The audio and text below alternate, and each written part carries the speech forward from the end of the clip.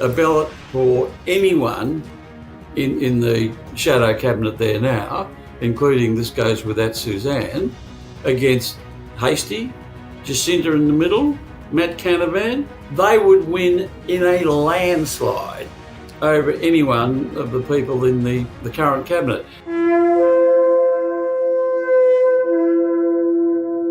That we serve an almighty God, and he commands us to care about the nation that we are in. People need to be equipped on how to live out their faith in the public square. Personal faith with Jesus is critical for your own health, but it's also critical for the national health. They really tackle head-on all those really big issues no one wants to talk about. You explained the difference, as you saw, between Aboriginal traditional religion and Christianity, saying they were incompatible. I actually tend to agree with you. We're not hearing this stuff in our churches. The most important thing we can do is to win souls for Jesus Christ. They are cutting to the quick with the Word of God. The second most important thing is to make sure we can still do the first thing.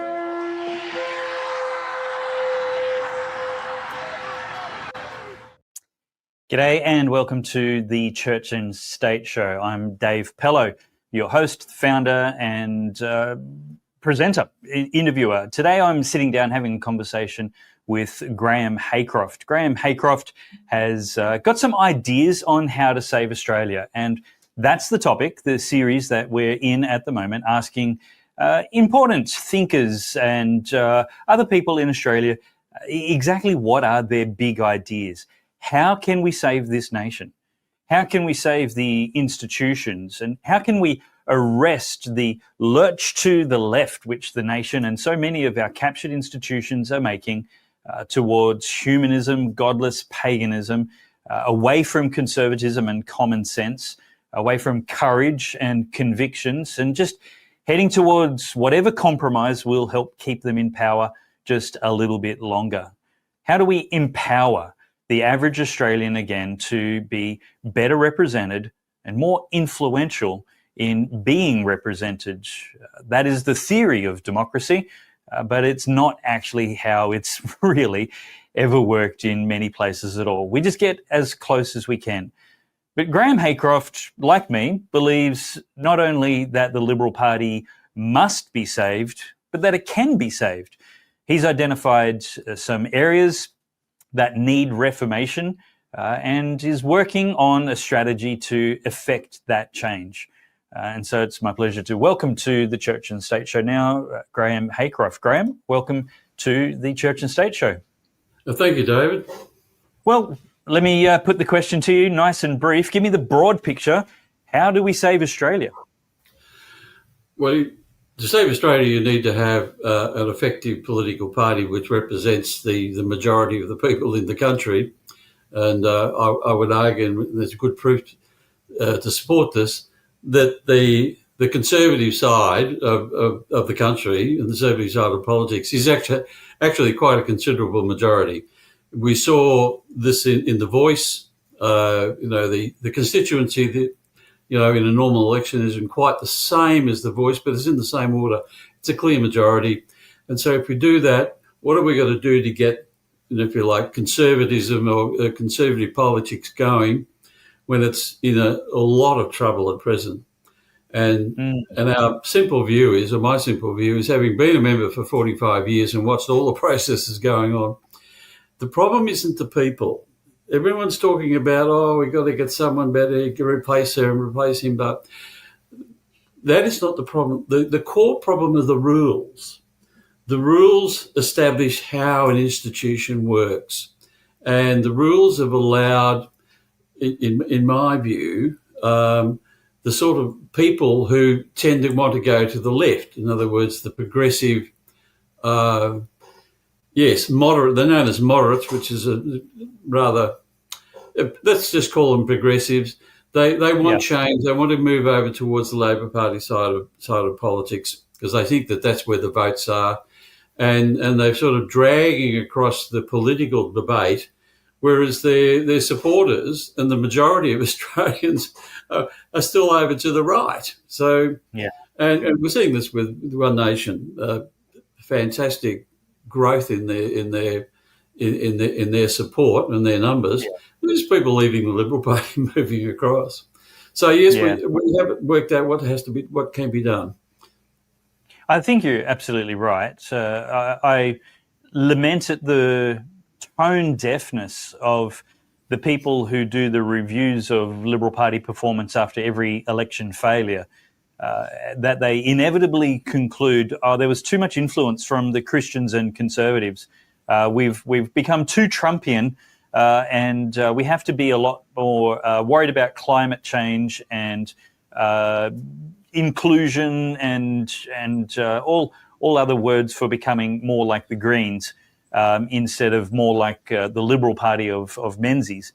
But you've named two really good examples where this analysis is just willfully ignorant of the fact that the majority of Australians were overwhelmingly persuaded to take a conservative position on changing the Constitution.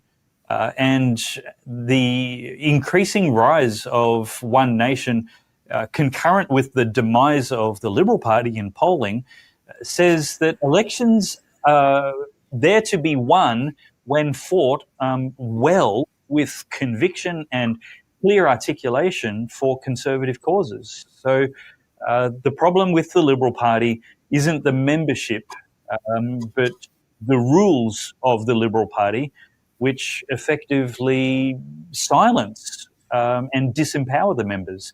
How does that actually work? How are the rules disempowering members at the moment? Well, it's the delegate system. The Liberal Party all around Australia, almost every state has got the same problem. What has happened is the rules have been gamed to artificially inflate the delegateship of certain people with, if you like, with minority views. In Queensland, it's classic.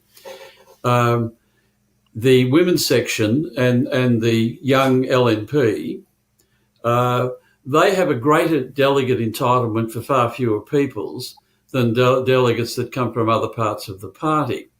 And what's happened, and full marks to Senator McGrath for doing this. He's a smart guy. And I got to tell you, we exist only because of him. He's the only guy that ever came out to support us when we needed it. But he's a smart fellow, and he's worked out the rules. Can be, I use the term game, but not in any derogatory sense.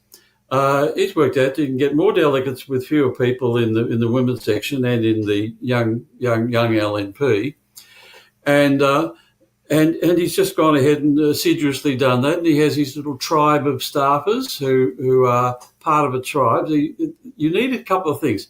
One, you need a relatively small member base for this to work. The LNP in Queensland had 75,000 members. Nothing anyone can do can rig that or game it. It's too big. And that ultimately is the solution we want to see. If you've got a small group and they're gaming the rules to get results, and we saw this quite openly 2 weeks ago at the Graeme, forgive me for interrupting. I wanted to take a moment and pause and really feel the weight of what you just said. I think we glossed across it too quick. When did the Liberal National Party coalition in Queensland have 75,000 members? How long ago was that? It never has. But okay. You were saying hypothetically. Yes, 1%. I mean, Menzies had 60,000 members when the population was 6 million. That's 1%. Yes. That's about the magic number, right? At present, so what you're saying, I wasn't quite following, but what you were saying was if there was 75,000, it would be impossible to rig. And the system is currently rigged, not illegally or outside the laws. But the laws rig the system, and I get that. That's how our Senate voting system has become disadvantageous to minor parties since the 2016 reforms. But we won't go there. But essentially, people participating fully is how you solve the rig. The institutions don't have values. They don't have feelings. They're just words on lots of bits of paper. They're just words. How they're interpreted, people have values, but institutions and constitutions don't. They're just words. And the words are there, and all you can do at law is a set of words on the paper is to follow them. Now, the fact is that all the other states have got a similar problem. It's not the women's section and the young Liberal problem is fairly specific to Queensland. The other states have got different sort of, if you like, delegate type rules, which have all been gamed. In Victoria, God save them, they have decided because some of the numbers in the state electorates were getting so low, they decided that they would, in the pre-selection, they would top them up with another 25, I think another 25 people could come in from other electorates to help make sure that there was a balanced, a balanced debate and the result would reflect, more fully or whatever. But who selects the 25 people coming from other areas? The ruling clique, if you can call it that. So every state's got their own little gamey bits and pieces, all of which have really got to go. It all has to end. And the way you end it is you have one vote, one value. The members must do everything. The members must elect the politicians, which largely they do in most of the states. But it's very difficult. We need to have competitive pre-selections as well.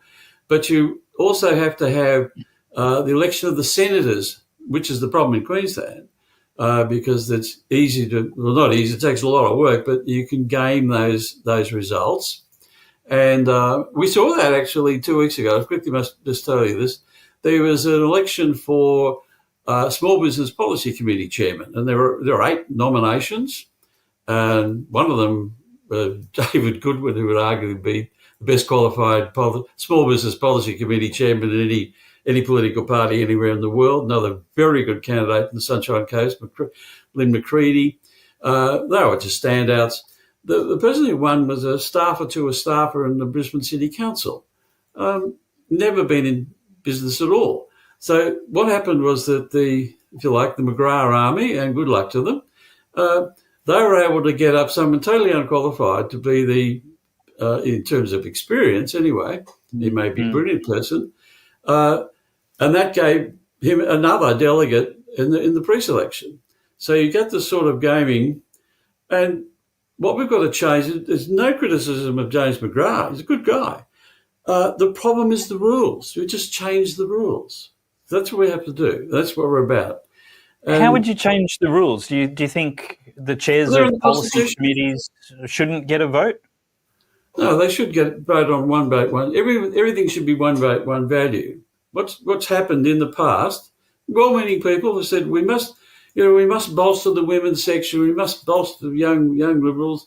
Once in the old National Party, the policy committee chairman, and I was one for a long, long time, because we weren't actually selected by vote, if you like.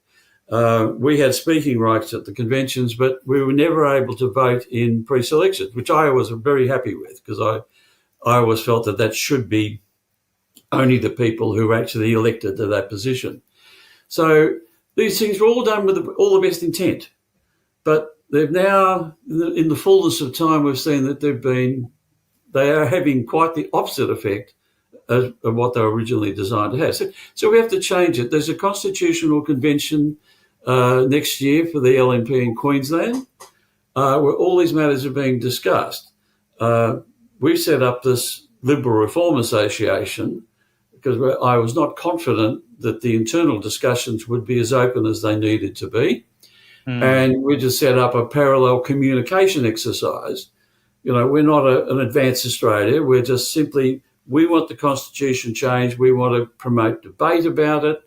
And hopefully when it gets there, there'll be enough delegates who will see the light and just accept the simple reforms to stop all of this gaming of pre-selections. Members must vote for all parliamentarians and all council candidates should all be selected by the members.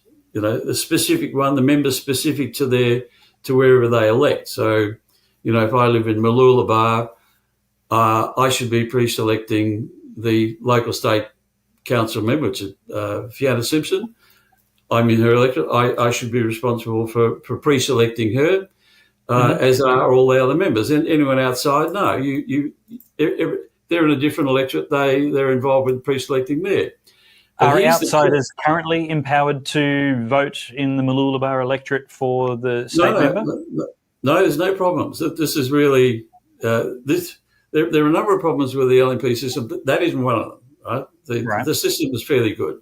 What we want to do, though, is get the Senate stuff sorted out. But most importantly, we want to have a la the Canadian system, whereby the members of the party at large will vote for the parliamentary leader.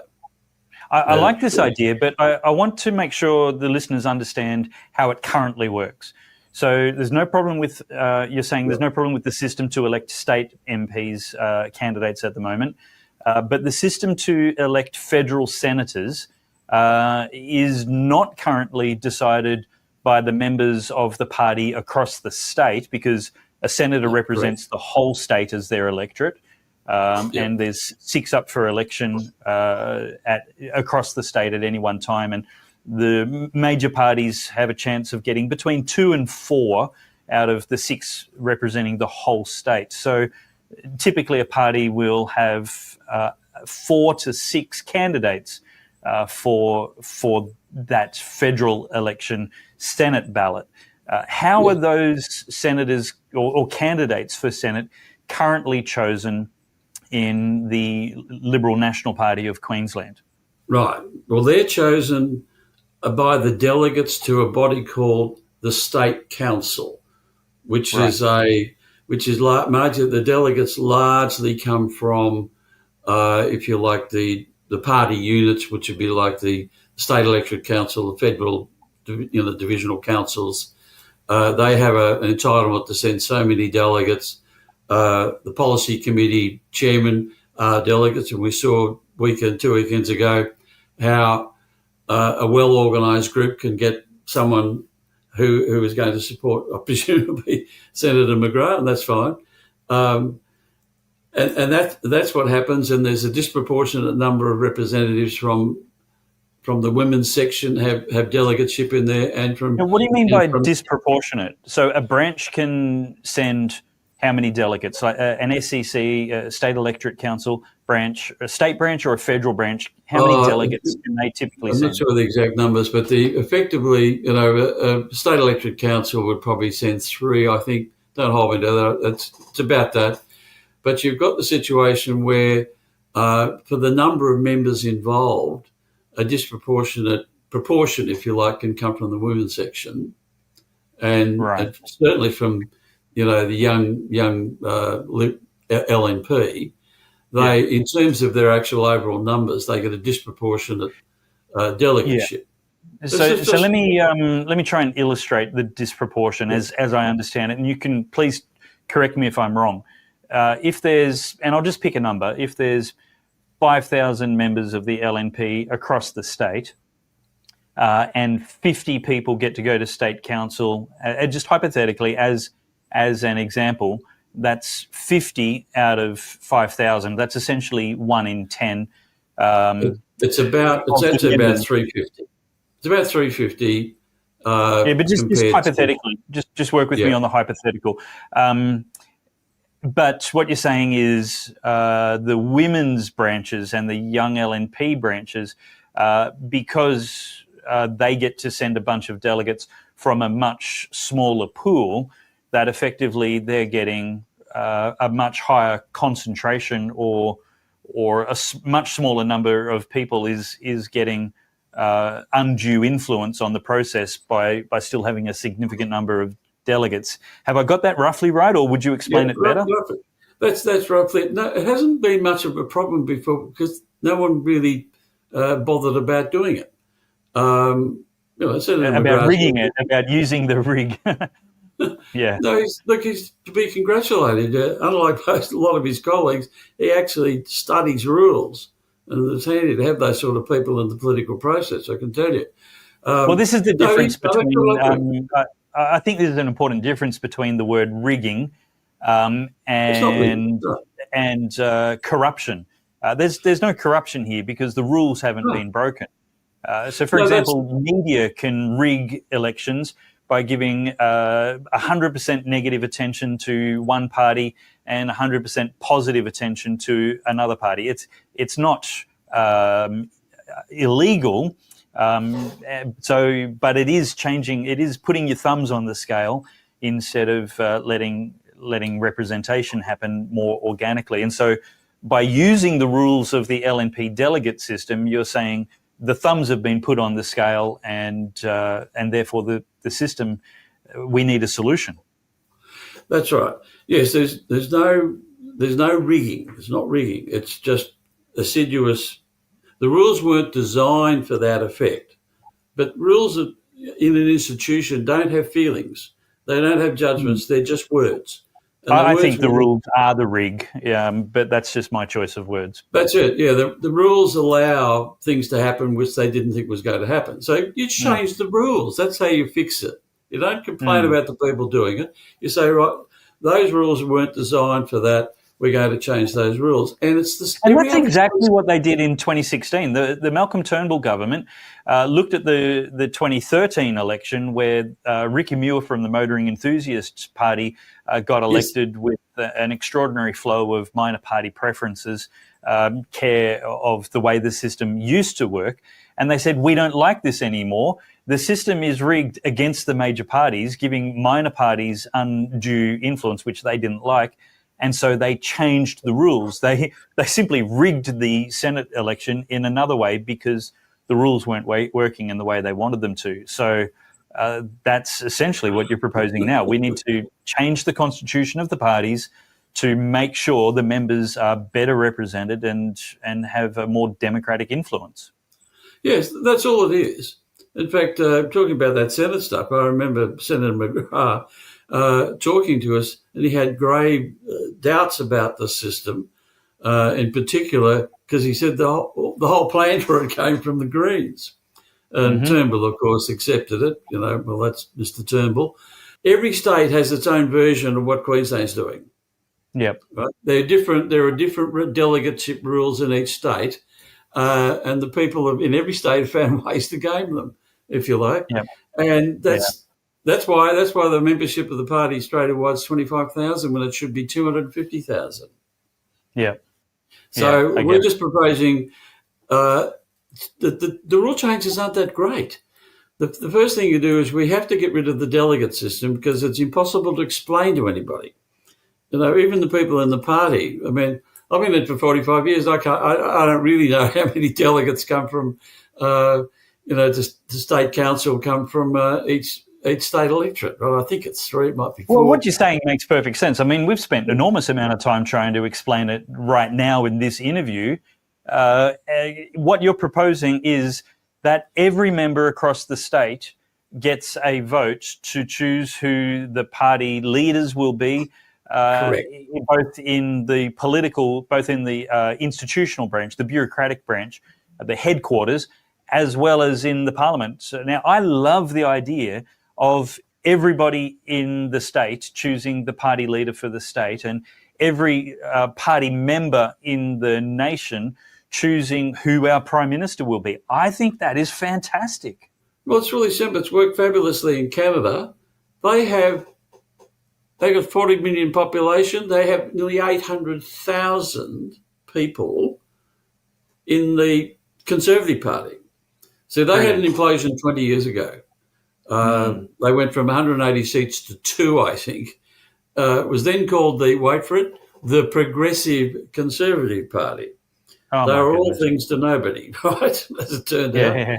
And they said canned the progressive side, and they've sort of slowly over the years worked up. They haven't. They have been in. Trudeau got in, but it's been particularly effective in the provinces. The Conservatives, certainly in the entire west of Canada, those provinces have been Conservative for a very long time. And I can tell you they will remain Conservative for a very long time too.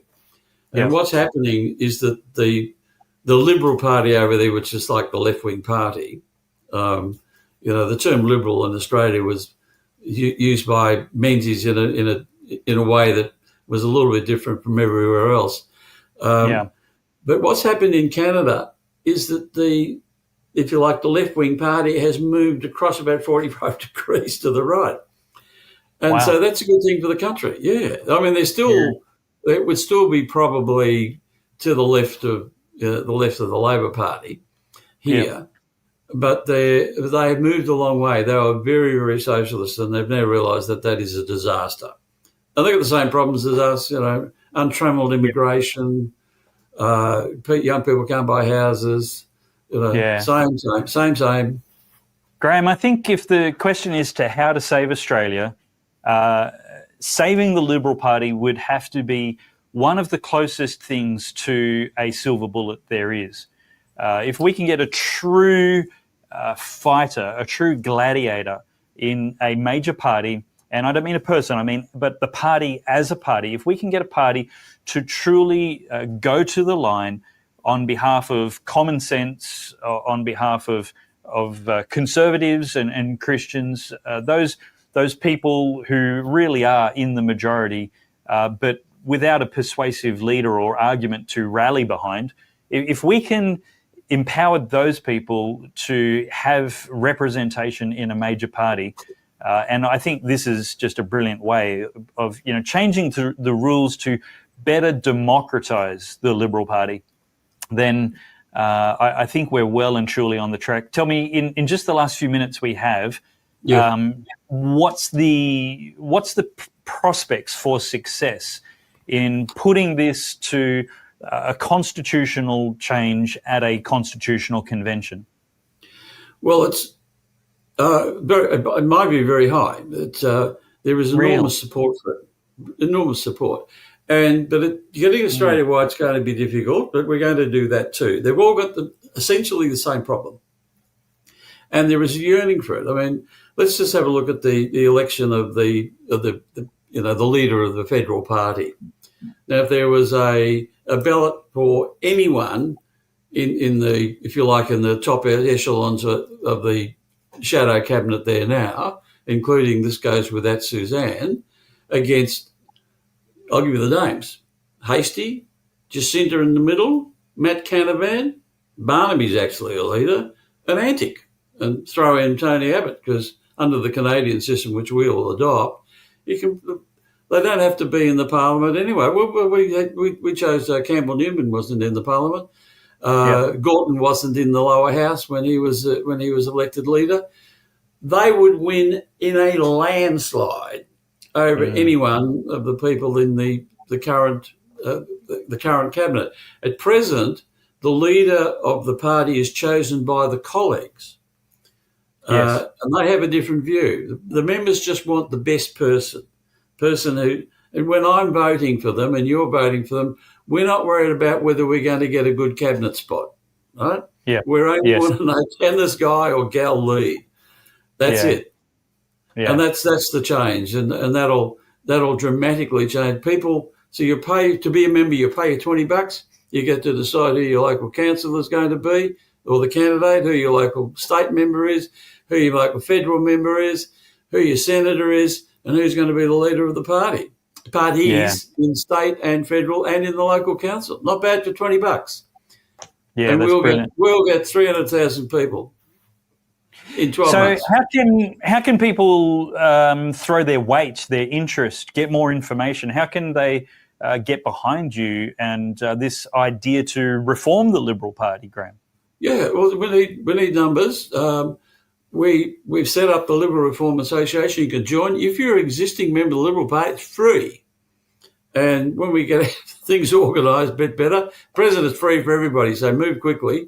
But we're going to charge everyone else $20 because we've got some administrative costs. There's a lot of battles that have to be won, but they're mainly administrative things. We just need to get people on the ground, to lobby and move them and get them into meetings so that we can get the stuff moving.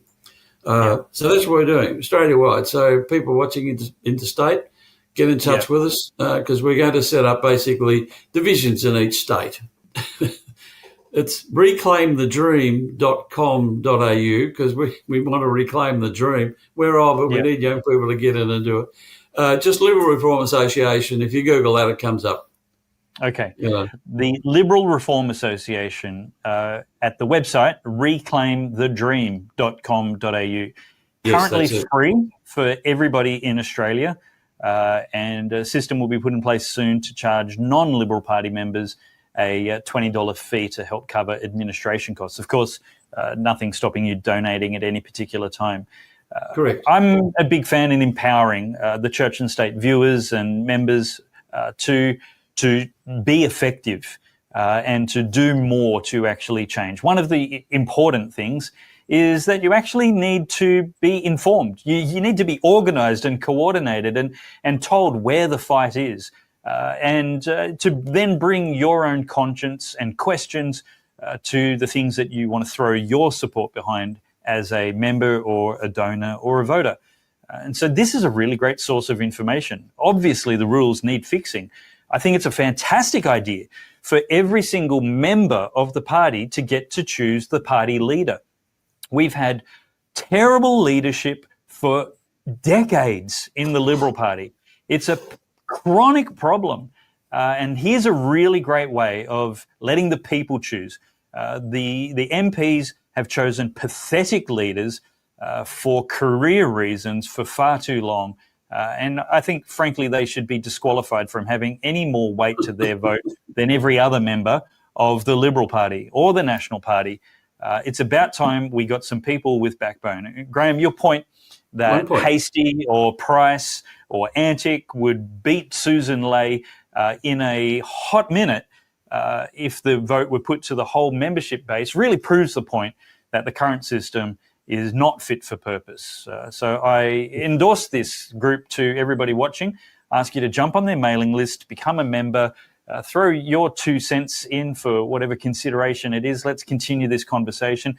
Graeme, thank you so much for this awesome strategy on how to save Australia. Well, thanks very much. I just want to say one quick thing.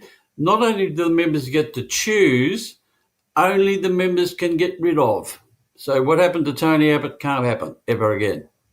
Perfect. The parliamentarians can trigger it, but the members would have to vote him out. I love it. I love that. We love it. That one thing alone would have Australia in a much better position today than we are.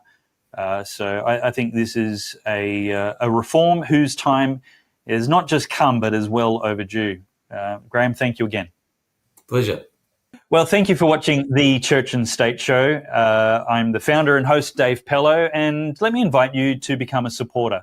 If you're not on our mailing list, please go to churchandstate.com.au and sign up to the mailing list there. If you're not a financial supporter, please consider giving $5, $10, $20 or more every month, or maybe a more generous amount once off to help us continue the important work we do, which is so much more than just this podcast. We are equipping Gen Z, under 30s, with political discipleship, actually teaching them about debated issues, how to participate in those debates, and actually how to participate in the democratic process in Australia so that we can have better representation, better government. And the most important thing is, of course, to win souls for Jesus Christ. But the second most important thing, as Charlie Kirk used to say frequently, is to make sure we can do the first thing. And that's talking about a good, democratic, free nation in which a contest of ideas and open communication is not just legal, but encouraged for every single person.